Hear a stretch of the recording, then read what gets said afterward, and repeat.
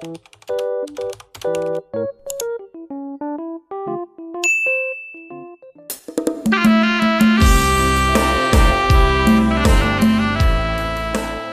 ាជ្ញាអណ្ដែតកាលពីព្រេងនាយពេលមួយមានទឹកជំនន់ធំណាស់បណ្ដាលឲ្យខ្លាដំរីរមាសរមាំងជាដើមបបួលគ្នាទៅពួននឹងឯព្រៃហេមពៀនអស់នៅសល់តែអណ្ដើកមួយមិនព្រមទៅណាឡើយគ្រានោះវាក៏ហែលលេងជាមួយនឹងពួកត្រីយ៉ាងសប្បាយកំពុងតែសប្បាយស្រាប់តែទឹកស្រកទៅវិញ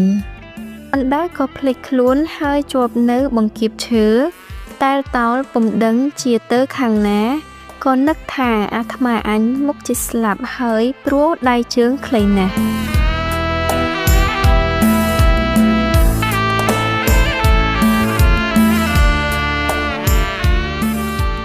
លុះទឹកស្រកផុតទៅក៏មានស្មៅខ្ចីលាស់នៅគល់ឈើជាច្រើន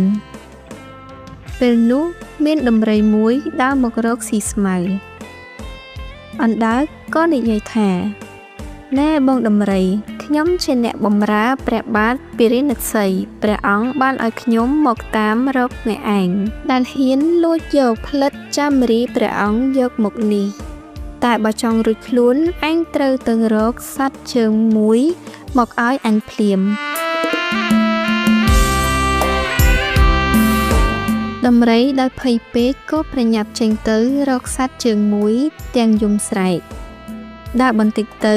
វាក៏ទៅជួបនឹងខ្លាមួយខ្លាក៏សួរដំរីថា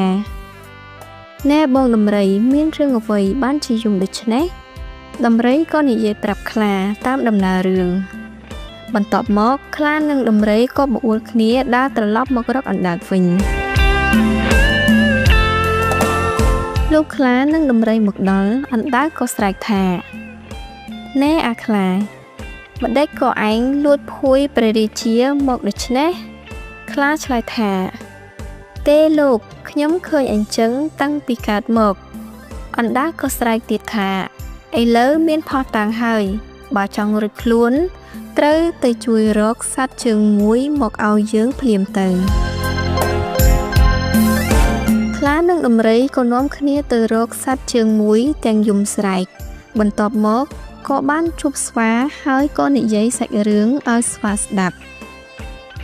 ស្វាលាន់មាត់ថាយីបងឯងទាំងពីរច្បាស់ជាចាញ់បោកអាសត្វអណ្ដើកហើយដូច្នេះត្រូវត្រឡប់ទៅវិញជាមួយអញនឹងសួរវាមើលសត្វទាំង3ក៏ត្រឡប់ទៅជួបអណ្ដើកវិញ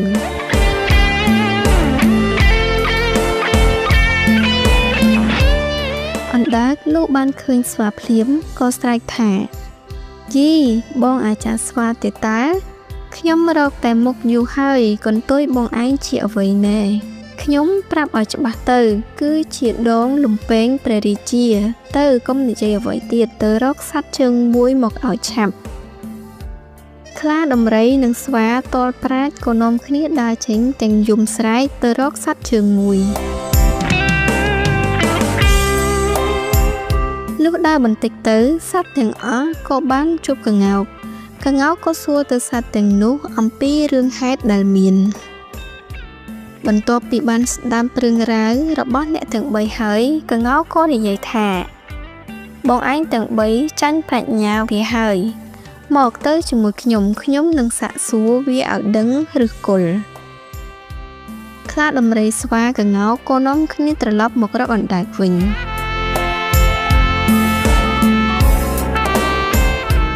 លោកសត្វទាំង4មកដល់ហើយអណ្ដើកក៏ស្រែកថាយើបងក្ងោកបងឯងខូចណាស់ហ៊ានលួចផ្លិតរបស់ព្រះរាជាមកជាមួយផងបើចង់រួចខ្លួនត្រូវទៅរកសត្វជើងមួយមកឲ្យអញខ្លាដំរីស្វានិងក្ងោកក៏នាំគ្នាដើរទៅរកសត្វជើងមួយដោយពុំដឹងថានៅទីណាឡើយ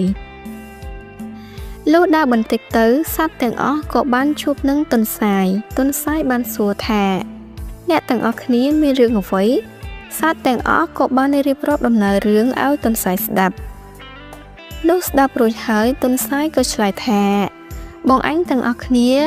មកទៅជាមួយអញចាំអញដោះស្រាយ